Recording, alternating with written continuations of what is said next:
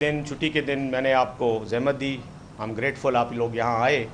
کچھ ضروری گزارشات تھیں جن کے لیے آج کا دن ہمیں کرنا پڑا, اسپیسیفائی کرنا پڑا. سب سے پہلی بات تو یہ ہے کہ 22 اگست کو پاکستان تحریک انصاف نے اسلام آباد میں جلسے کا اعلان کیا ہے. ہماری پارٹی کی اعلیٰ قیادت نے عمران خان صاحب سے مشورے کے بعد 22 اگست کی تاریخ پر فیصلہ کیا ہے کہ ہمارے کارکن یہاں آئیں گے اور اسلام آباد میں ایک عظیم الشان جلسہ کریں گے.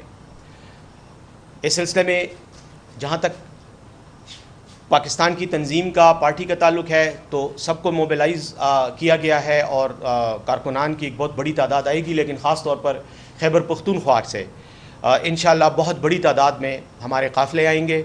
بہت بڑی تعداد میں لوگ جلوسوں کی شکل میں آئیں گے اور اس جلسے میں خیبر پختونخوا کے کارکنان کا, پارٹی تنظیم کا, عوام کا بہت بڑا ایک رول ہوگا اور کردار ہوگا. اس سلسلے میں ایک بات واضح کرنا چاہ رہا ہوں کہ چیئرمین پاکستان تحریک انصاف عمران خان صاحب نے بار بار یہ کہا ہے کہ ہم کوئی بھی خلاف قانون کام نہیں کرنا چاہتے. ہم نہیں چاہتے کہ کسی بھی صورت میں قانون کی خلاف ورزی ہو. اسی لیے ہم جب بھی جلسہ کرنے کا فیصلہ کرتے ہیں تو ہمیشہ اس ضلع کی انتظامیہ سے اجازت لیتے ہیں, اور اگر انتظامیہ کی طرف سے مشکلات ہوتی ہیں تو ہم عدالتوں سے رجوع کرتے ہیں.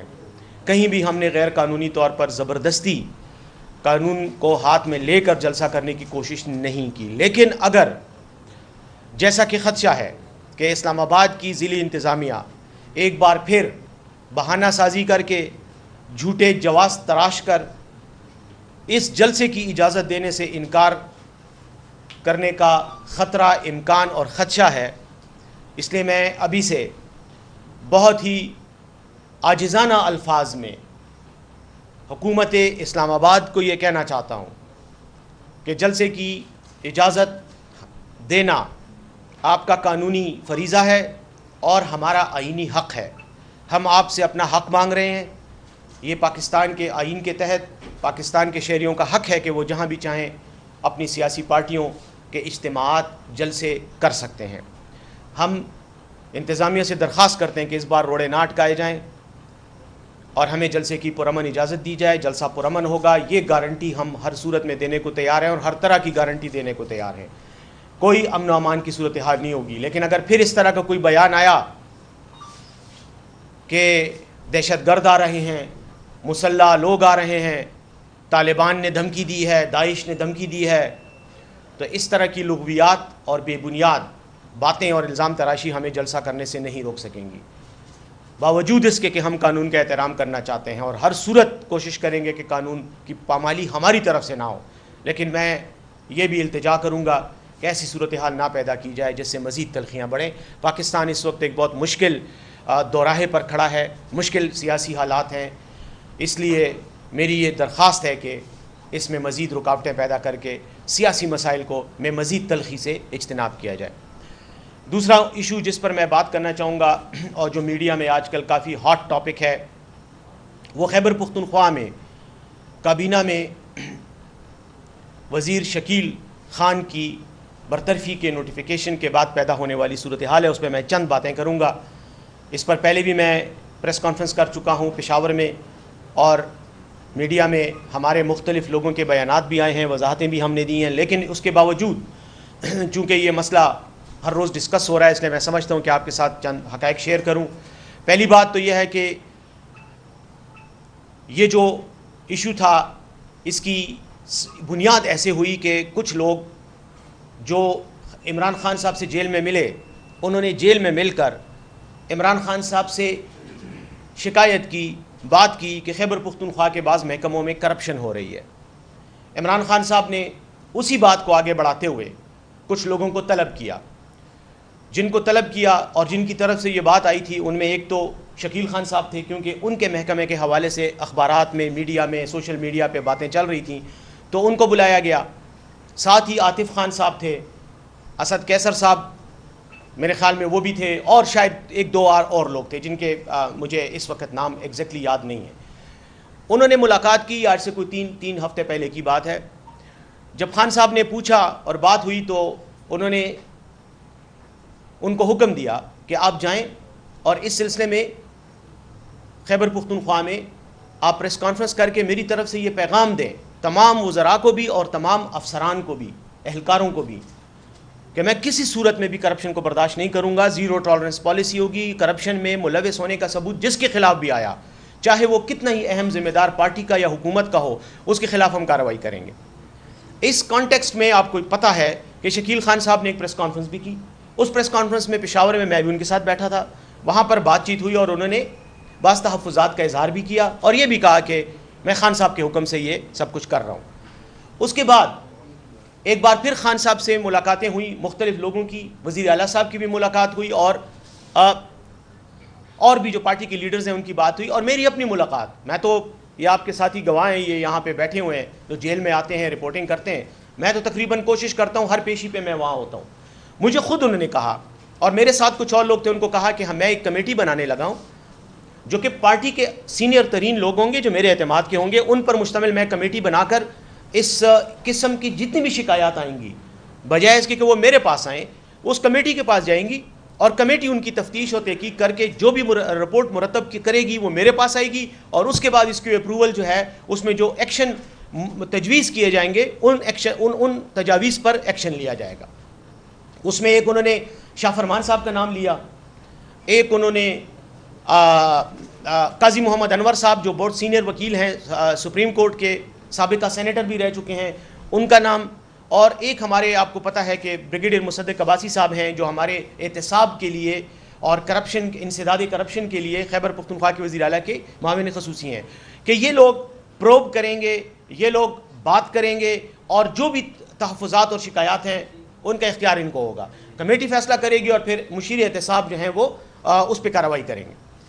تو شکیل خان کو بھی کہا گیا کہ چونکہ آپ کے محکمے کے حوالے سے آپ نے خود کہا ہے، پریس کانفرنس بھی کی اور آپ نے مجھ سے بھی کہا ہے، تو آپ بھی اس کے سامنے پیش ہوں گے، آپ کے محکمے کا بھی ہوگا اور باقیوں کا بھی ہوگا. تو اس سلسلے میں تقریباً 2 ہفتے کی کارروائی بھی ہوئی.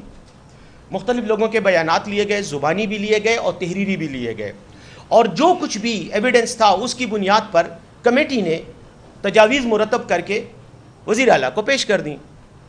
جب پیش کر دیں تو کمیٹی میں شکیل خان صاحب کو مورد الزام ٹھہرایا گیا. مطلب کہا گیا کہ ہاں ان کے خلاف جو شکایات تھیں کمیٹی کے مطابق وہ ملوث پائے گئے ہیں، اور یہ کمیٹی کی رپورٹ نہ میں نے بنائی ہے، نہ وزیر اعلیٰ نے بنائی ہے، نہ پارٹی کے کسی اور شخص نے بنائی ہے، بلکہ یہ اس کمیٹی نے بنائی ہے جو عمران خان صاحب کی بنائی ہوئی کمیٹی ہے اور جس پر ان کا اعتماد تھا. اس کے بعد وزیر اعلیٰ نے شکیل خان صاحب کی برطرفی کا نوٹیفیکیشن، بطور وزیر برطرفی کا نوٹیفیکیشن جاری کرنے کے لیے سمری جو ہے وہ گورنر کو بھیجی.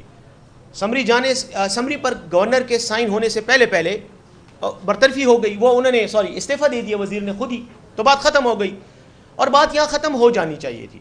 اس سلسلے میں جو اور لوگ ملوث ہیں ان کے خلاف بھی کارروائی، اگر سرکاری ملازمین ہیں، سیکٹری ہیں، کوئی اور سرکاری افسر ہے، ان کے خلاف جو کارروائی ہے وہ بھی اسی میں لکھی گئی ہے اور اس پر کارروائی ہوگی. لیکن اس مسئلے نے کنٹروورسی پیدا کر دی اور ہمارے بعض رہنماؤں کی طرف سے میڈیا میں بیانات، یعنی سوشل میڈیا پہ خاص طور پر بیانات آنے لگے جن سے یہ تاثر دیا گیا کہ شاید یہ واقعہ وزیر اعلیٰ کے کسی کے ساتھ ذاتی تنازع، اختلاف یا عناد کی وجہ سے پیش آیا ہے اور شاید شکیل خان کی برطرفی جو ہے یہ وزیر اعلیٰ کا ذاتی فیصلہ ہے. حالانکہ جو یہ لوگ بات کر رہے تھے ان کو پتہ تھا اور پتہ نہ ہونے کی کوئی وجہ نہیں ہے، کیونکہ یہ باتیں میڈیا میں بھی آ چکی تھیں اور سب کو پتہ تھا کہ ایک انکوائری ہو رہی ہے، کہ یہ انکوائری وہ کمیٹی کر رہی ہے، یہ وزیر اعلیٰ ذاتی حیثیت میں نہیں کر رہا، نہ وزیر اعلیٰ اس کمیٹی کا ممبر ہے. بہرحال جب یہ ساری کچھ ہوا اور یہ اعتراضات ہوئے تو اس میں آپ کو پتہ ہے عاطف خان صاحب جو ہمارے ممبر ہیں قومی اسمبلی کے، ان کی طرف سے ایک ٹویٹ آئی. اسی طرح جنید اکبر صاحب ہمارے ممبر ہیں قومی اسمبلی کے، ان کی طرف سے بھی ٹویٹ آئی. جس کے بعد کارکنان کی طرف سے اور ہمارے پارٹی کے جو سوشل میڈیا کے لڑکے ہیں جو عموماً سوشل میڈیا پہ بہت متحرک ہوتے ہیں، ان کی طرف سے بھی ٹویٹس وغیرہ اور سوشل میڈیا پر ایک ایسا تاثر دیا گیا یا آیا کہ جیسے پارٹی کے اندر کوئی اختلاف ہے اور شاید شکیل خان کسی ایک گروپ سے تعلق رکھتا ہے جس کو عاطف خان اور جنید اکبر صاحب جو ہیں وہ پروٹیکٹ کر رہے ہیں، اور دوسری طرف سے شاید وزیر اعلیٰ ہیں اور وہ انہوں نے قصداً کوئی آپس کی چپ کلش کے نتیجے میں یہ سب کچھ ہوا. تو الزام تراشی ہوئی. اس الزام تراشی پر کل میری عمران خان صاحب سے میٹنگ ہوئی. میں کل جیل میں ان سے ملا، کافی دیر ان کے ساتھ رہا.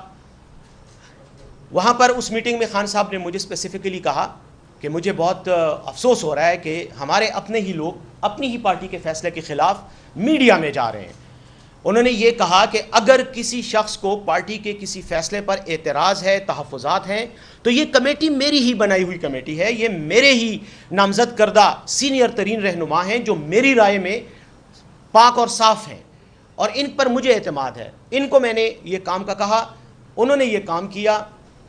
اب جو لوگ یہ تاثر دے رہے, اعتراض دیکھیں ہر پارٹی میں حق ہے کارکن کا وہ اعتراض کریں, لیکن ایک اعتراض ہے اور ایک باقاعدہ الزام تراشی ہے کہ جی یہ جو کچھ بھی ہوا یہ بدنیتی پر ہوا یا کسی کو وزارت سے ہٹانے کے لیے ہوا ذاتی دشمنی کی بنیاد پہ, تو یہ تاثر جو ہے یہ غلط ہے اور یہ نہیں ہونا چاہیے. تو مجھے انہوں نے اسپیسیفکلی کہا کہ تم بطور مشیر اطلاعات, اور ایک بات اور بھی میں آپ کے انفارمیشن کے لیے بتانا چاہ رہا ہوں کہ میں خیبر پختونخوا کی حکومت کا مشیر اطلاعات بھی ہوں, لیکن میرے پاس پارٹی عہدہ بطور سیکٹری اطلاعات بھی ہے. تو یہ میری ہی ذمہ داری بنتی ہے کہ میں میڈیا کو فیس کروں اور میں میڈیا کے سامنے پارٹی کا موقف رکھوں. تو خان صاحب کی ہدایت کے مطابق آج میں آپ کے ساتھ بھی یہ بات شیئر کر رہا ہوں کہ خان صاحب نے اس بات پر ناراضگی کا اظہار کیا اور مجھے کہا کہ آپ یہ بات کلیئر کریں کہ اس کمیٹی کے فیصلے پر اعتراض کرنا یہ بالکل غلط بات ہے. اور انہوں نے خود مجھے ہی کہا کہ میں عاطف خان صاحب کو بلاؤں, ان کو کہوں کہ وہ آئیں گے اور میرے ساتھ ملیں گے, اور جو ہمارے ایک ساتھی جو جیل میں ان کی ملاقاتوں کا وہ ارینج کرتے ہیں ان کو کہا کہ آپ عاطف خان کو بھی بلائیں.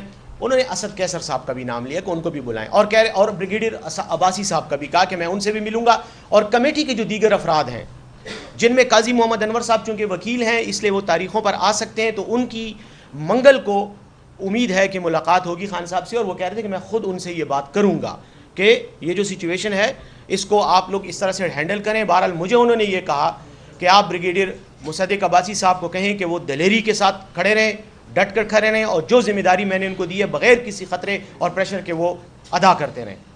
یہ تمام وہ باتیں ہیں, اس لیے میں درخواست کروں گا آپ کی وساطت سے اپنے کارکنان کو جو مجھے سنیں گے کہ خدا کے لیے یہ پارٹی کے لیڈر کا فیصلہ ہے اور پارٹی کے ایک طریقہ کار کے تحت یہ فیصلہ لیا گیا ہے. اس پر آپ یہ تاثر نہ دیں کہ جیسے کوئی گروپ بندی ہے. گروپ بندی کوئی نہیں ہے. وزیر اعلیٰ خیبر پختونخوا خود سے وزیر اعلیٰ نہیں بنے, ان کو کسی اور نے نہیں بلکہ عمران خان صاحب نے نامزد کیا اور قومی صوبائی اسمبلی نے ان کی توثیق کی, ان کو ووٹ دیا. کیسے ہو سکتا ہے کہ وزیر اعلیٰ پارٹی مفاد کے خلاف کام کرے؟ کیسے ہو سکتا ہے کہ کوئی اور شخص پارٹی مفاد کے خلاف کام کرے؟ ہاں البتہ غلطیاں ہو سکتی ہیں, میں بھی غلطی کر سکتا ہوں, کوئی اور ممبر بھی حکومتی عہدیدار بھی کر سکتا ہے, لیکن اس کا یہ مطلب ہرگز ہرگز ہرگز نہیں ہے کہ کوئی پارٹی کا مخالف ہے یا پارٹی کو استعمال کر کے یا عہدے کو استعمال کر کے اپنے ذاتی مقاصد کے لیے کام کر رہے ہیں. ہاں کارکنان سے میری یہ درخواست ہے کہ اگر آپ کو وزیر اعلیٰ کے خلاف کوئی شکایت ہے, کسی اور وزیر کے خلاف شکایت ہے, اگر عاطف خان صاحب کو یا کسی اور ساتھی کو, جنید اکبر صاحب کو اگر کوئی شکایت ہے تو آپ آئیں, اور یہ کمیٹی موجود ہے پشاور میں, یہ تینوں ممبران رہتے ہیں, وہاں ان کے دفاتر ہیں, آپ جائیں اور وہ تحفظات کمیٹی کے سامنے پیش کریں, یا کسی کے خلاف اگر آپ کے پاس کوئی ثبوت اور شواہد ہیں وہاں جا کر پیش کریں. اس بات پہ میں یہ بات ختم کرتا ہوں کہ پارٹی میں کے اندر کسی قسم کا اختلاف نہیں ہے, سب لوگ متحد ہیں. اس طرح کی سچویشن آتی رہتی ہے اور پارٹی کے اندر یہ صلاحیت موجود ہے کہ وہ اپنے مسائل کو خود حل کرے. یہ ہمارے گھر کا مسئلہ ہے, یہ ہماری پارٹی کا مسئلہ ہے, ہم اس مسئلے کو بہت اچھے طریقے سے حل کر سکتے ہیں. صرف یہ ہے کہ یہ جو سوشل میڈیا میں ایک وبال ہے اس کو ختم ہونا چاہیے, کیونکہ اس کی وجہ سے تلخیاں اور غلط فہمیاں یہ مزید بڑھتی جا رہی ہیں, جس سے مسئلہ حل نہیں ہوگا بلکہ مسئلہ خرابی کی طرف جائے گا. اس بات کو اینڈ کرتے ہوئے آخر میں صرف ایک بات یہ کہنا چاہ رہا ہوں کہ خیبر پختونخوا کے ساتھ حسب معمول, حسب عادت ظلم اور زیادتی کا سلسلہ جاری ہے. آپ میڈیا کے بھائیوں نے ہماری آواز ہمیشہ اٹھائی ہے, ایک بار پھر میں آپ کے سامنے ہی اپنی آواز ایک بار پھر اٹھا رہا ہوں. دیکھیں آج تک ہمیں ہمارے بقایا جات میں سے 1 روپیہ نہیں ملا, نہیں دیا جا رہا. 1600 روپے ہمارے بجلی کی مد میں بقایا جات ہیں, ہمارے یہ اربوں روپے بنتے ہیں, ہمیں پانی کی مد میں ہمارے اربوں کے بقایا جات مرکز کی طرف ہیں. اس کے علاوہ باقی تو چھوڑیں, ظلم کی یہ انتہا دیکھیں کہ آج پاکستان کا سینٹ مکمل طور پر فنکشنل کام کر رہا ہے. سینٹ میں اگر نمائندگی نہیں ہے کسی صوبے کی تو وہ خیبر پختونخوا کا بدقسمت صوبہ ہے. ہمارے صوبے میں آج تک نہ سینٹ کا جو کورم ہے صوبے کا کورم وہ پورا نہیں ہوا, کیونکہ وہاں الیکشن ہی نہیں ہوئے. کیوں نہیں ہوئے؟ اس لیے کہ چیف الیکشن کمشنر صاحب کو تکلیف ہے کہ وہ خیبر پختونخوا میں پی ٹی آئی کی ریزرو سیٹیں اور مرکز میں بھی پی ٹی آئی کی ریزرو سیٹوں پر وہ فیصلہ نہیں، جو سپریم کورٹ کا فیصلہ ہے وہ اس کو نہیں کرنا چاہتے. اور یہ جو جیلی حکومت ہے ان کو بھی یہ پرابلم ہے کہ یہ بھی سپریم کورٹ کے فیصلے پر عمل درآمد نہیں کرنا چاہ رہے. تو ایک ہبڑ دبڑ میں ایک جلدی میں قانون سازی کی کوشش کی گئی، جو قانون نہیں ہے بلکہ قانون کے ساتھ مذاق کرنے کی کوشش کی گئی تاکہ ریزرو سیٹوں کا راستہ روکا جا سکے، جس کی وجہ سے خیبر پختونخوا میں کورم ہی پورا نہیں ہے، جو الیکٹورل کالج ہی پورا نہیں ہے جو سینٹ کا الیکشن کروا سکے. یہ کہنے کا میرا مقصد یہ ہے کہ یہ زیادتی ہے، یہ آئین کے تحت بھی غلط ہے. اور بدقسمتی کی بات کہ وہی سینٹ جو انکمپلیٹ ہے، جس میں خیبر پختونخوا کی نمائندگی مکمل نہیں ہے، اسی سینٹ کے انکمپلیٹ سینٹ نے الیکشن کر کے صدر آصف زرداری کو پاکستان کا صدر بھی منتخب کرا دیا ہے. تو یہ کس قسم کا مذاق ہو رہا ہے جمہوریت اور آئین کے ساتھ؟ دوسری بات آخر میں یہ کہنا چاہوں گا کہ سپریم کورٹ آف پاکستان جو عدلیہ کے لیے سب سے بڑا اونچا اعلیٰ ادارہ ہے، با اختیار اور مقتدر ادارہ ہے، وہاں کی حالت یہ ہے کہ خیبر پختونخوا کے ججز جن کی ریپریزنٹیشن صوبے کی ہونی چاہیے سپریم کورٹ میں وہ بھی مکمل نہیں ہے. آج بھی ہمارے ججوں کی مطلوبہ تعداد پوری نہیں ہے. اور بدنیتی اور تعصب کا حال یہ ہے کہ اس پر کوئی سنوائی بھی نہیں ہو رہی. نہ صدر پاکستان کو کوئی احساس ہے، نہ وزیر اعظم صاحب کو کوئی احساس ہے کہ یہ سیٹیں فل ہونی چاہیے اور سپریم کورٹ کا کورم پورا ہونا چاہیے. ایک صوبے کے کیسے آپ انکمپلیٹ سپریم کورٹ کو آپ کیسے جو ہے وہ چلا رہے ہیں؟ دوسری بات اسی ضمن میں یہ کہنا چاہ رہا ہوں کہ خیبر پختونخوا آپ کو یاد ہوگا، بات پرانی ہے لیکن اس ضمن میں ریلیونٹ ہے، اس کی ایک ضرورت ہے کہ میں اس کو ہائی لائٹ کروں. جسٹس ابراہیم صاحب جو ہمارے چیف جسٹس تھے خیبر پختونخوا کے، ان کی جب ریٹائرمنٹ کا ٹائم آیا تو اصولی طور پر وہ سینئر تھے اور ان کا حق بنتا تھا کہ ان کو سپریم کورٹ کا جج بنایا جاتا. ہمارے صوبے کی نمائندگی وہاں ہوتی سپریم کورٹ میں، ان کو ایلیویٹ ہونا چاہیے تھا.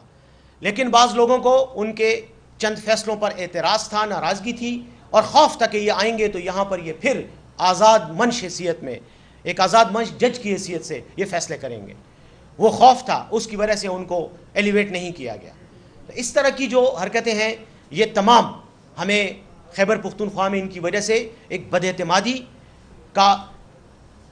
کی جواز فراہم کرتی ہیں. جبکہ دوسری طرف حالت یہ ہے ہمیں تو 1600 ارب روپے نہیں مل رہے، لیکن میاں نواز شریف صاحب جو صرف جھوٹ موٹ کے جیتے ہوئے ایک ایم این اے ہیں، جن کا اگر آج بھی فارم 45 کا اور فارم 47 کے ان کے حلقے کا موازنہ کیا جائے تو وہ بدترین شکست کھا چکے ہیں. لیکن ان کو جتوایا گیا ہے فارم 47 کے ذریعے. وہ بیٹھ کر اپنی صاحبزادی کے ساتھ پریس کانفرنس کرتے ہیں. اس پریس کانفرنس میں وہ اعلان کرتے ہیں کہ میں بجلی کی قیمت کم کر رہا ہوں، جس کا کئی ارب روپے جو ہے وہ اس کی امپلیکیشنز ہیں. کئی ارب روپے کی جو ہے قیمت کی بجلی ہے وہ پنجاب میں فری کر رہے ہیں.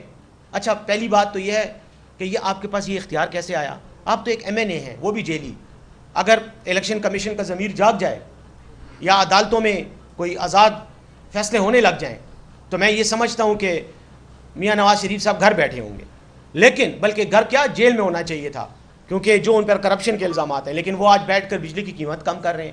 مطلب یہ مذاق نہیں ہے اس ملک کے ساتھ. بجلی کی قیمت آپ کیسے کم کر سکتے ہو؟ کیسے اعلان کر سکتے ہو؟ اور وہ بھی میڈیا کے سامنے آ کر نہیں، جہاں پر آپ لوگوں کو موقع ملتا آپ ان کے سوالات کرتے اور ان سے یہ پوچھتے. گھر میں بیٹھ کر ویڈیو بنا کر صاحبزادی کے ساتھ ایک خبر چلا دی. مطلب اس طرح کے آمرانہ فیصلے، اس طرح کے بچگانہ اور مزاحیہ فیصلے تو وہ بنانا ریپبلکس میں ہی ہوتے ہیں.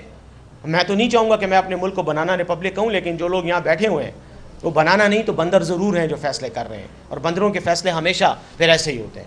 تو بس ان گزارشات کے ساتھ آپ کوئی سوال کرنا چاہیں گے؟ سر ایک اس حوالے سے آپ نے تو ذکر کیا کمیٹی بنی جنید اکبر کا، اس میں سے نام کیوں نکالا گیا؟ سننے میں آیا جنید اکبر کا، اور کنفرم سورسز بتا رہے ہیں، وہ یہ دعویٰ کر رہے ہیں کہ جنید اکبر کا بھی نام تھا، اس کو نکال دیا گیا پہلے کمیٹی میں اور اپنی کمیٹی بنائی جو کہ اپنے مخالفین کو ہٹانے کے لیے استعمال ہو رہی ہے. دوسرا، انہوں نے آپ نے کرپشن کے ابھی تک نہیں بتایا کیا ثبوت تھے جن کی بنیاد پر ہٹایا گیا، اور جبکہ شکیل خان کہہ رہے ہیں کہ موجودہ لوگ جو ہیں ٹیم اسٹیبلشمنٹ اور کوئی اور ٹیم چلا رہی ہے، حکومت چلا رہی ہے، ان کا دعویٰ کہیں نہ کہیں درست بھی نظر آ رہا ہے، جیسا کہ آپ کے ماضی میں بھی اسٹیبلشمنٹ سے رابطے تھے کہ طالبان کے قریب آپ گئے ان کی طرف سے مذاکرات کے لیے، جنرل فیض ادھر تھے تو اس وقت قریب آپ تھے۔ موجودہ وزیر اعلیٰ پہ الزام ہے کہ وہ کور کمانڈر یا وہاں کے لوگوں کے ساتھ رابطے میں بہت زیادہ ہیں، تو ان کے تو الزام صحیح نظر آ رہے ہیں، جبکہ آپ کے صرف کرپشن کہہ رہے ہیں۔ اگر ہیں تو کیا ہے، اور جنید اکبر کو کیوں ہٹایا گیا؟ دیکھیں، پہلی بات تو جنید اکبر صاحب سے شروع کرتا ہوں۔ جنید اکبر صاحب ہمارے بہت معزز ایم این اے ہیں اور پارٹی کے لیے ان کی بہت قربانیاں ہیں۔ جنید اکبر صاحب کا ذکر جو آتا ہے وہ اس ضمن میں آتا ہے کہ عمران خان صاحب نے جو اپنی پہلی میٹنگ کی جیل میں، جس میں خود موجود تھا، اس میں انہوں نے کچھ لوگوں کے نام لیے کہ ہم بیٹھے ہوئے تھے، بات کر رہے تھے، انہوں نے کہا میں کمیٹی بناتا ہوں جو یہ سب کچھ کرے گی۔ اس کمیٹی کے لیے مختلف ناموں پہ بات ہو رہی تھی، کئی اور لوگوں کے نام بھی آئے، ان میں جنید اکبر صاحب کا نام بھی آیا۔ یہ اس بات کی میں تصدیق کرتا ہوں، بلکہ تسلیم کرتا ہوں کہ انہوں نے ذکر کیا۔ اس کے بعد لیکن یہ جیل میں وہی جو کورٹ روم میں ہم بات کرتے ہیں مومن خان صاحب سے، وہاں پر یہ ڈسکشن ہوئی، اس میں جنید اکبر صاحب کے علاوہ یہ نام جو فائنل ہوئے اور کچھ ایک دو اور نام بھی تھے۔ اس کے بعد خان صاحب نے کہا کہ یہ نام ہے، میں ان پر کمیٹی بناتا ہوں، لیکن ظاہر کمیٹی صرف زبانی کہنے سے تو نہیں بنتی نا، اس کے لیے ایک باقاعدہ پروسیجر بھی کیا جاتا ہے۔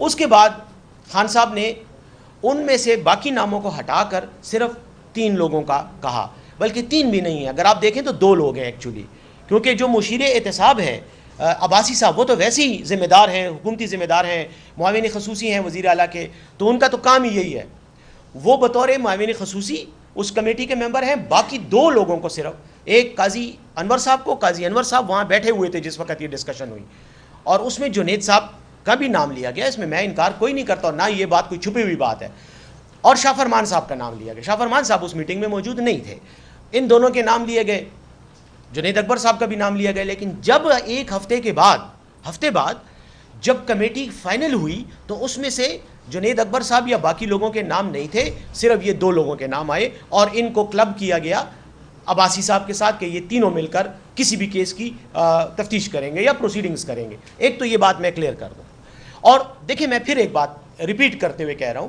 کہ عمران خان صاحب پارٹی کے قائد ہیں، انہی کا فیصلہ جو ہے وہ فیصلہ ہوتا ہے جس پر عمل کیا جاتا ہے۔ ان کی مرضی ہے، وہ کہیں کہ جی یہ سب لوگ جو یہاں بیٹھے ہیں ان کی کمیٹی ہے، 2 دن کے بعد جب وہ اس پہ پریکٹیکلی نوٹیفائی کرتے ہیں، اس وقت وہ کہتے ہیں کہ نہیں یار یہ 2 لوگ ادھر سے لوں گا، 2 ادھر سے لوں گا، باقی ان کو نہیں لوں گا، تو یہ ان کا فیصلہ ہے۔ انہوں نے جنید اکبر صاحب کا نام شروع میں لیا جب ڈسکشن ہو رہی تھی، اور ڈسکشن میں آپ کو پتہ ہے جب ڈسکشن ہوتی ہے تو مختلف قسم کے لوگوں کے نام آتے ہیں، اس میں تو ڈسکشن ہو رہی تھی، ڈسکشن کے بعد جب فائنل کمیٹی بنی تو اس کو صرف 2 لوگوں تک محدود کر دیا گیا، ایک، اور اس کی شاید ایک وجہ بھی تھی، میں آپ کو اس کی وجہ بھی بتاؤں، وہ وجہ کیا تھی، اس کی میں لاجک آپ کو سامنے رکھ رہا ہوں۔ وہ یہ تھی کہ اسی دوران خان صاحب ہی کے کہنے پہ جنید اکبر صاحب کو نوٹیفائی کیا گیا خیبر پختونخوا میں بطور کوارڈینیٹر کہ وہ صوبے کی حکومت اور مرکز میں جو ایم این ایز ہیں، مرکز میں جو ایم این اے کو، ہمارے ایم این اے صاحبان کو عموماً یہاں پر آتے تھے، وزیر اعلیٰ صاحب سے ملتے تھے تو ان کو شکایت ہوتی تھی کہ ہمارا رابطہ نہیں ہوتا وزراء کے ساتھ، یا حکومت میں ہمارے کام نہیں ہوتے اس طرح سے، بیکاز کوارڈینیشن نہیں ہے، ہم یہاں ہوتے ہیں وہ وہاں ہوتے ہیں۔ تو وہ عمران خان صاحب سے مشورے کے بعد، عمران خان صاحب ہی کے کہنے پر جنید اکبر صاحب کو وزیر اعلیٰ نے نوٹیفائی کیا بطور کوارڈینیٹر بٹوین مرکز اینڈ صوبائی حکومت۔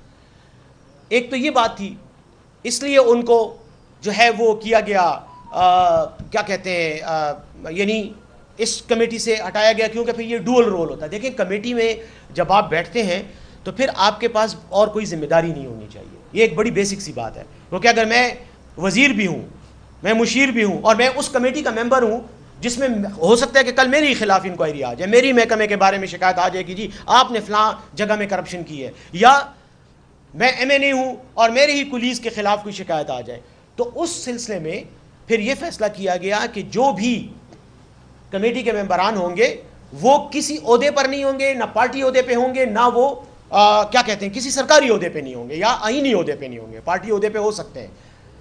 تو یہ کمیٹی بنائی گئی، یہ میری آپ کو اس کی وضاحت ہے۔ اس میں یہ نہیں تھا کہ جنید اکبر صاحب کے ساتھ کوئی خاص مخاصمت تھی اس لیے ان کو ہٹایا گیا، نہیں. اگر خان صاحب آج بھی کہیں کہ کمیٹی میں ان کو ڈالو، ان کو پھر ڈال دیا جائے گا، لیکن لاجک اس کی یہ تھی. دوسری بات جو آپ نے دوسری بات کی کہ اسٹیبلشمنٹ کے ساتھ رابطے اور یہ چیزیں، دیکھیں یہی ہماری بیسیکلی سیاست میں موضوع بحث ہوتا ہے کہ جی فلاں کا چونکہ اسٹیبلشمنٹ کے ساتھ رابطہ ہے اس لیے وہ لال دائرے کے اندر ہے، اور جس کا نہیں ہے وہ چاہے جتنی بھی خواہش کرے کہ اس لال دائرے میں وہ بھی گھسے لیکن اس کو گھسنے کا موقع نہیں ملتا تو وہ معصوم بنا رہتا ہے. میری رائے یہ ہے کہ اسٹیبلشمنٹ کے ساتھ خیبر پختونخوا کی حکومت، وزیر اعلیٰ بشمول میرے، ہمارا اتنا ہی تعلق ہے، اتنا ہی رابطہ ہے جتنا پاکستان کی مقتدرہ کے ساتھ، اسٹیبلشمنٹ کے ساتھ کسی بھی پاکستانی کا رابطہ ہو سکتا ہے یا ہونا چاہیے. اور وہ ایسے کہ ظاہر ہے ہم ایک ایسی صوبے کی حکومت کا حصہ ہیں جہاں دہشت گردی کے خلاف جنگ ہو رہی ہے، جو ہمارا ایک فرنٹ لائن صوبہ ہے ان دا وار اگینسٹ ٹیرر. تو آف کورس وہاں پر فوج ہی جو ہے وہ فرنٹ لائن پہ ڈیفینڈ کر رہی ہے پاکستان کی سرحدوں کو بھی، اور دہشت گردی کے خلاف جنگ میں فوج ہی انوالو ہے. اب اگر میں فوج کے ادارے کے ساتھ کٹی کر کے بیٹھ جاؤں کہ میں نے تو آپ کے ساتھ بولنا نہیں ہے، میں ناراض ہوں، تو میں یہ حکومت کیسے چلاؤں گا، یہ معاملات کیسے طے کروں گا؟ اس لیے میں یہ ذاتی طور پر سمجھتا ہوں کہ یہ الزام لگانا بالکل ایک سیاسی الزام ہے، اس سے زیادہ اس کی کوئی حقیقت نہیں. کیونکہ جو لوگ ہم پر پہلے الزام لگاتے تھے، آپ کے سوال کے جواب میں بیعت کر رہا ہوں، جو پہلے لگاتے رہے اور کئی سال لگاتے رہے ہیں، آج وہ خود کہاں بیٹھے ہوئے ہیں. خواجہ آصف کہاں بیٹھا ہے، ان کا جو رانا ثناء اللہ ہے وہ کہاں بیٹھا ہوا ہے، اور ڈگی میں کون جاتا تھا چھپ کے، کہاں جاتا تھا؟ یہ سوالات میں آپ پہ چھوڑتا ہوں. ہمارا کوئی اس طرح کا کوئی رابطہ نہیں ہے یا کوئی ایسا تعلق نہیں ہے کہ جس میں ہم صرف اپنے آپ کو بچانے کے لیے ان کی کوئی وہ کر رہے ہیں، کوئی غیر قانونی طور پر ان کے ساتھ رابطہ رکھے ہوئے ہیں. کھلم کھلا رابطہ ہے، اس میں کوئی شک نہیں ہے، اور ان کے ساتھ ہمارا ایک ورکنگ ریلیشن شپ جس کو کہا جاتا ہے وہ ہے. باقی الزامات ہیں، اگر کسی کے پاس کوئی یہ ثبوت ہے کہ میں نے یا وزیر اعلیٰ نے یا کسی اور وزیر نے یا کسی اور عہدیدار نے فوج سے کوئی ناجائز فائدہ لیا ہے یا فوج سے کوئی ناجائز مطالبہ کیا ہے، کوئی غیر آئینی مطالبہ کیا ہے، وہ ثبوت لائیں، بالکل ہم حاضر ہیں ہر احتساب کے لیے. اچھا بیرسٹر سیف صاحب ایک بات بتائیے گا، کل کیونکہ سوال کیا تھا ہم نے عمران خان سے کہ آپ کے کرپشن کے حوالے سے کافی زیادہ وہاں پر شور ہے خیبر پختونخوا میں، تو انہوں نے یہ کہا تھا کہ عاطف خان اور جنید خان یہ دونوں تمام شواہد جو ہوتی ہیں رکنی کمیٹی کے سامنے رکھے، ان کو پھر میں سنوں گا، پھر ان کو بلاؤں گا. پہلا تو سوال یہ. دوسرا یہ بتائیے گا کہ آپ مصدق عباسی صاحب کو بتا رہے ہیں کہ وہ اس کمیٹی کو لیڈ کر رہے ہیں، ان کے اپنے پاس ایک حکومتی عہدہ بھی ہے. اسد کیسر صاحب کا یہ کہنا ہے کہ جب ان کے پاس اپنا ایک حکومتی عہدہ ہے تو جو عاطف خان اور اس کے ساتھ جنید خان اور ان کے ساتھ شکیل خان، ان کی جو خیبر پختونخوا کے وزیر اعلیٰ کے ساتھ لڑائی ہے، اس فیصلے کے اوپر یہ اثر انداز ہو سکتے ہیں. تو آپ کو لگتا نہیں اگر یہ انکوائری کر رہے ہیں تو سب سے پہلے انہیں معاملے خصوصی کے عہدے سے خود کو علادہ؟ جی بہت اچھا سوال کیا، اور میں مشکور ہوں آپ کا کہ آپ نے خود یہ بات کر دی کہ خان صاحب نے میڈیا کے سامنے کل یہ بات کی ہے. میں ایک بات کرنا چاہ رہا ہوں کہ دیکھیں، جہاں تک خان صاحب کے اس بات کا تعلق ہے، جہاں تک عاطف خان کا تعلق ہے، جہاں تک اسد کیسر صاحب کی بات کا تعلق ہے، خان صاحب نے کل خود جیسے میں نے کہا جو ان کی میٹنگز ارینج کرتا ہے وہ ہمارے وکیل صاحب ہیں، آپ جانتے ہیں ان کو کہا کہ ان دونوں کو اطلاع کرو کہ وہ آئیں اور مجھ سے ملاقات کریں، میں ان سے ملوں گا اسی سلسلے میں. کیونکہ خان صاحب کو یہ گلا ہے یا ان کو بتایا گیا ہے یا ان کے ذہن میں یہ بات ہے کہ اس وقت جو اس فیصلے کے حوالے سے نیگیٹو کیمپین جاری ہے وہ یہ لوگ کر رہے ہیں. ہو سکتا ہے کہ جنید صاحب کو بھی بلائیں، کیونکہ ابھی بلایا نہیں ہے، لیکن ہو سکتا ہے ان کو بھی بلائیں کیونکہ انہوں نے بھی کوئی ٹویٹ وغیرہ کی اور اس فیصلے پر تنقید کی ہے. پہلی بات تو یہ ہے.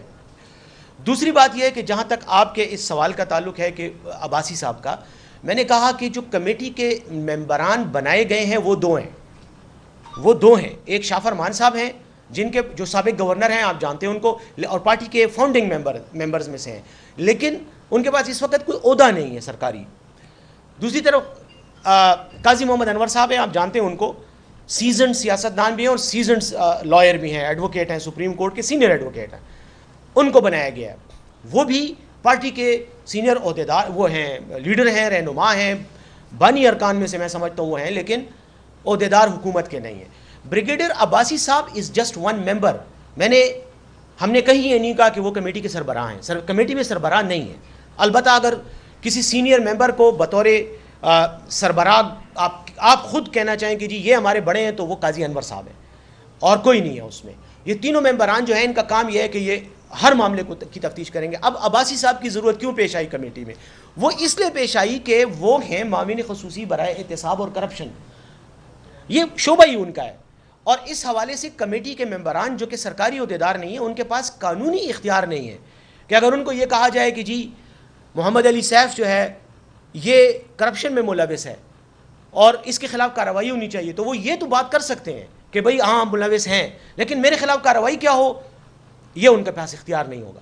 تو اس لیے عباسی صاحب کو ڈالا گیا کیونکہ وہ اس شعبے سے ہی تعلق رکھتے ہیں، ان کی ذمہ داری بھی یہی ہے، تو اس لیے ان کو ممبر بنایا گیا کہ وہ ان کے ساتھ جو بھی بات ان کے سامنے تفتیش اور حقائق آئیں گے ان پر جو ایکشن لینا ہے وہ ان کے دفتر کے ذریعے لیا جائے گا.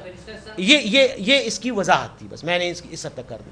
خان صاحب کا بڑا سخت موقف رہا ہے کرپشن کے حوالے سے، اور ابھی اس طرح آپ نے خود کہا کہ جو کمیٹی بنائی گئی تھی اس نے دو سے تفتیش کی، اس کے بعد جو شواہد سامنے اس بنا پر جو ہے اس کو ہٹانے کا فیصلہ کیا گیا شکیل خان کو، تو کیا سی وزارت سے ہٹانا ہی ایک آخری فیصلہ ہے یا کوئی اور کوئی فیصلہ کیا جائے گا قانونی کارروائی کے ذریعے؟ اگر اتنے پکے ثبوت ہیں آپ لوگوں کے پاس کہ ان کو وزارت سے ہٹانے کا فیصلہ ہو گیا؟ جی دیکھیں میں اس سلسلے میں ایک مزید وضاحت کرتے ہوئے آپ کے سوال کا جواب اس میں دوں گا.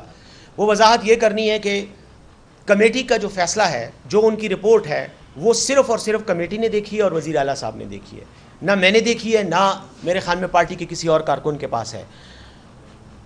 اب اس میں ایگزیکٹلی کیا ثبوت جو ہیں وہ دیے گئے ہیں کہ جن کی وجہ سے یہ فیصلہ کیا گیا، اور ایگزیکٹلی اس میں کیا ریکمنڈیشنز ہیں کہ کوئی بھی جو ملوث پایا جائے گا اس کے خلاف ایکشن کیا ہوگا، وہ میرے علم میں اس وقت نہیں ہے. لیکن اس کمیٹی کی رپورٹ ضرور کی جائے گی، پبلک کی جائے گی، اور دوسرا یہ ہے کہ اس کو آپ کے ساتھ شیئر کیا جائے گا، اور جو اس میں ریکمنڈیشنز ہیں، جو بھی ثبوت ہیں، وہ سب آپ کے سامنے آئیں گے. یہ چھپی ہوئی بات نہیں ہے، کیونکہ جب اتنا ایکشن لیا جائے گا تو ٹرانسپیرنسی اور شفافیت اس میں ہوگی اور وہ پبلک کی جائے گی.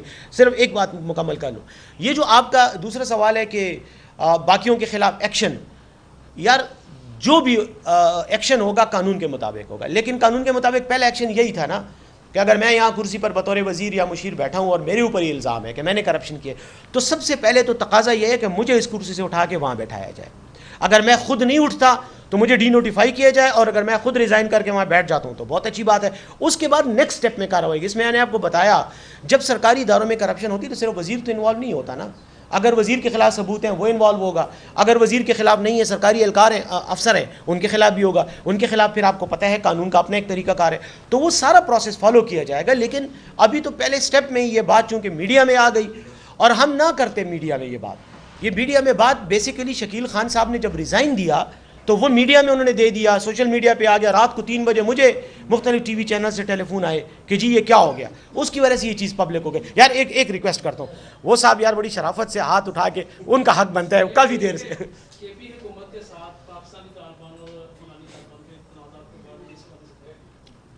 دیکھیں کے پی حکومت کے ساتھ تو میں سمجھتا ہوں کہ نہیں ہے. تنازعات جو ہیں وہ اوورال ریاست پاکستان کے ساتھ ہیں، پاکستانی طالبان کے جو گروہ ہیں مختلف. افغان طالبان کے تو ہمارے ساتھ اس وقت کوئی ڈائریکٹ تنازع سوائے سیاسی ایشوز کے نہیں ہیں. شاید ان کو ناراضگیاں ہیں اور اس وجہ سے وہ تعلقات میں ایک ٹینشن پیدا ہوئی ہے. رہ گئی بات اس کی پاکستانی طالبان کی، تو پاکستانی طالبان کے بعض گروہ تو یقیناً اس وقت براہ راست لڑائی میں ملوث ہیں. فوج پر اور سرکاری تنصیبات اور سرکاری اداروں پر حملے جاری ہیں اور لڑائی ہو رہی ہے. باقاعدہ ایک جس کو کہتے ہیں نا کہ ہاٹ کانفلکٹ ہے اس وقت ہمارے صوبے کی سرزمین پہ جو لڑی جا رہی ہے.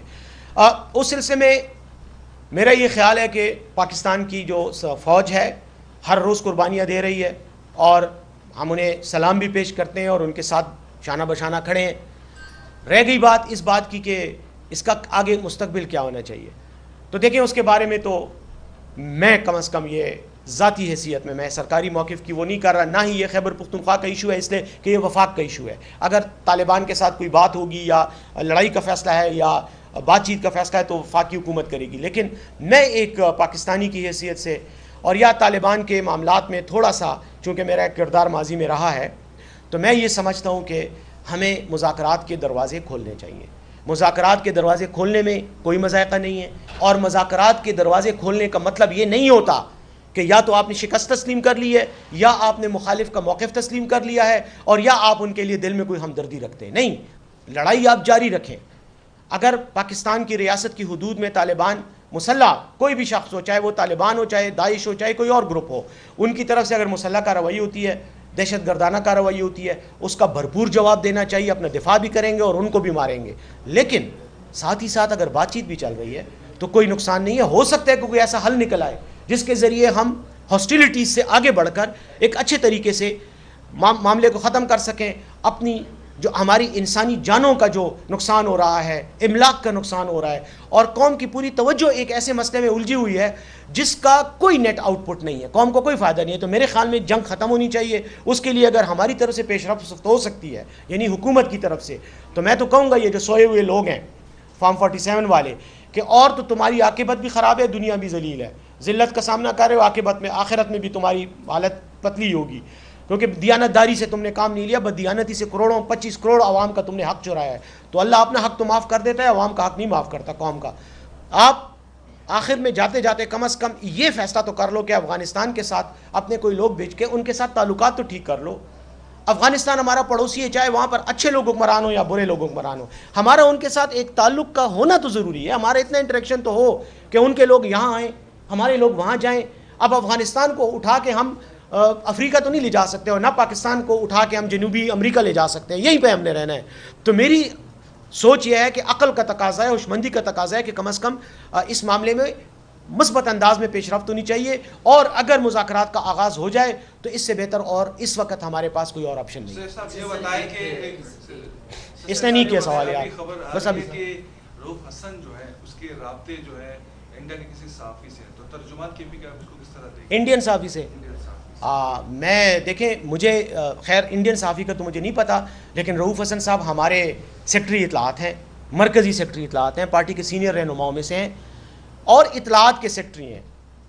تو انڈین ہو, امریکی ہو, روسی ہو, جرمن ہو, صحافی ہے نا, کوئی راک ایجنٹ تو نہیں ہے. اس کے ساتھ رابطے کرنے میں کیا وہ ہے؟ اگر میں خود آپ کو بتاتا ہوں, تسلیم کرتا ہوں یہ تمام کیمروں کے آگے پوری قوم کے سامنے, مجھے خود انڈیا سے ٹیلی فون آتے ہیں 091 کے نمبر سے کہ جی ہم وہ کون سا ان کا ہے وہ بڑے بدتمیز سے جو ایک صحافی ہے, اس کے ساتھ تو میں نے کئی بار وہ ایک وہی جو ہے, ہاں وہ جو بہت تیز بولتا ہے, کئی بار اس نے مجھے پروگرام میں لیا, میں اس کے پروگرام میں آیا. وہ ایک ان کا وہ جرنیل ہے, وہ ریٹائرڈ, وہ بڑی بڑی لمبی مونچھوں والا جو ہے بیوقوف سا ہے, وہ پتہ نہیں کیا نام ہے اس کا, اس کے ساتھ تو میرے کئی بار ٹاکرے بھی ہو چکے ہیں, بدتمیزی کر رہا تھا, پھر میں نے بھی اس کو رگڑا.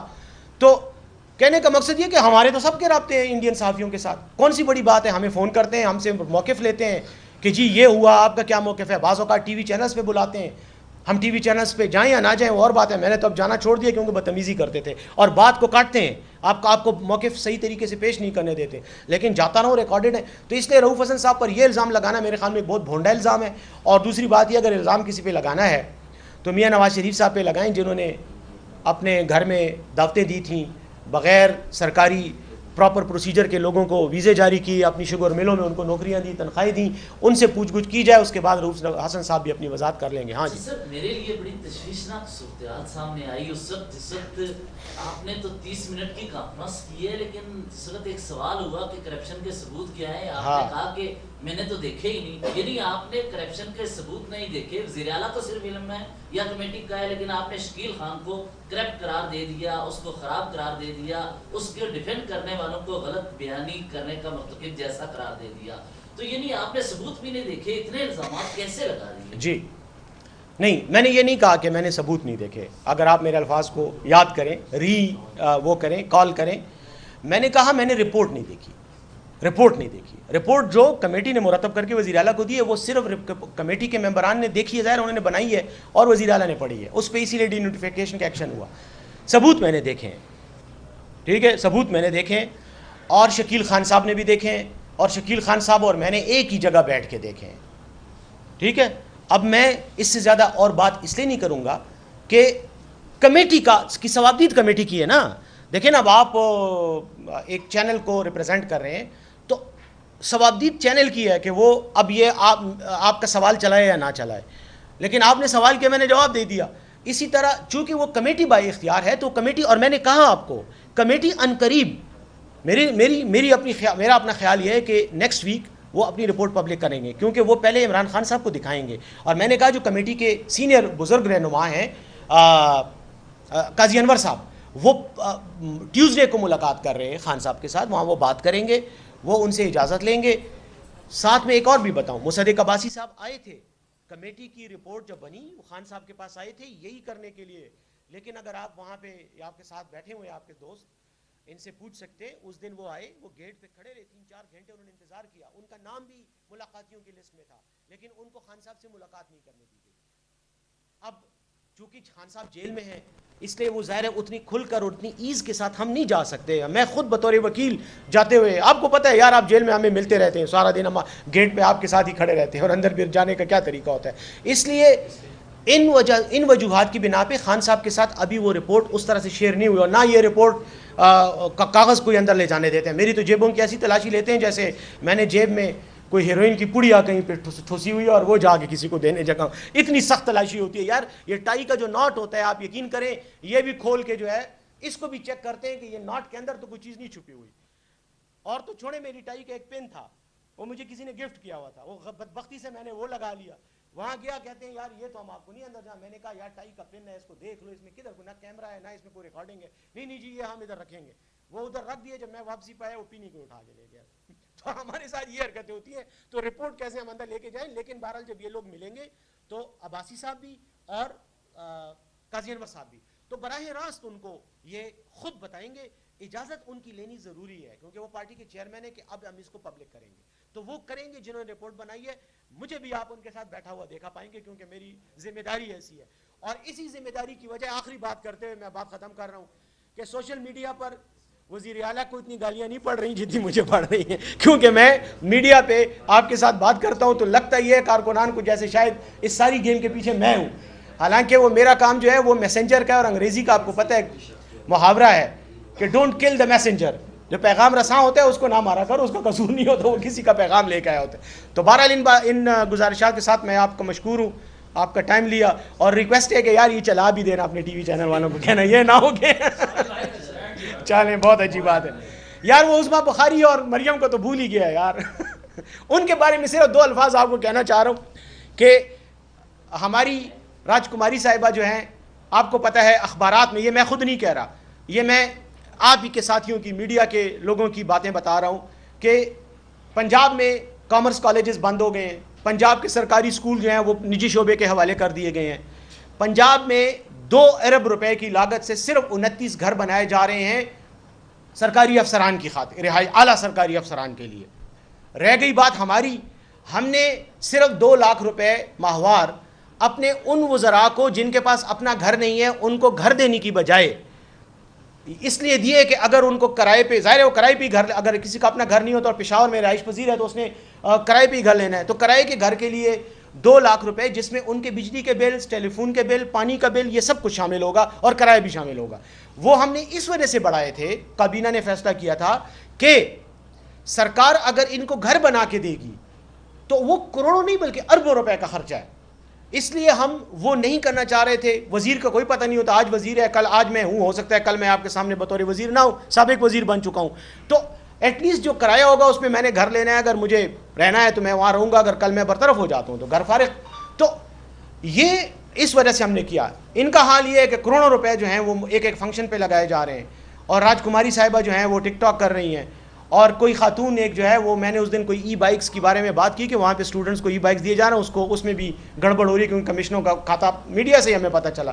تو میرے بارے میں بھی ایک خاتون جو ہے بڑی غصے میں، جو ہر وقت غصے میں ہوتی ہیں، حالت غضب میں ہوتی ہیں وہ، تو ان کو جو ہے وہ تکلیف تھی، بہت غصے میں بولی. بہرحال یہ میری ان کے بارے میں ہے کہ کام کریں، ٹک ٹاک بنتے رہیں گے، ٹک ٹاک بہت سے لوگ بنا رہے ہیں، کام کریں تاکہ عوام کی جو مغلظات ہیں ان سے بچ سکیں.